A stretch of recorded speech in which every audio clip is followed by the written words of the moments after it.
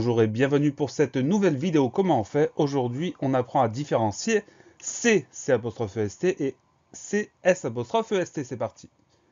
On commence par l'explication. C''est, c'est le pronom se accompagné du verbe être à la troisième personne du singulier au présent de l'indicatif. C'est ce qu'on constate dans cette phrase. C'est la première fois que je vois ce film.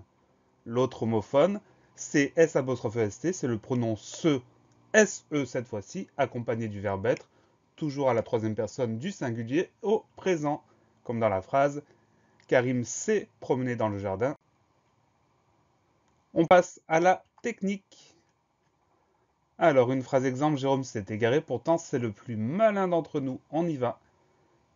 Il va s'agir d'une technique d'observation. Il va falloir observer la structure de la phrase pour déterminer quel homophone on utilise. Attention, si C est suivi d'un GN, c'est-à-dire d'un groupe nominal avec un déterminant, un nom, un adjectif, alors on va employer le C''est. Si le C est suivi d'un verbe au participe passé, alors on emploiera le S''est. On teste cette technique dans la phrase qui est proposée. Jérôme s'est égaré. Égaré, c'est bien un verbe au participe passé, donc S''est. Pourtant, c'est le plus malin d'entre nous. Le plus malin, c'est un GN. On va employer C''est.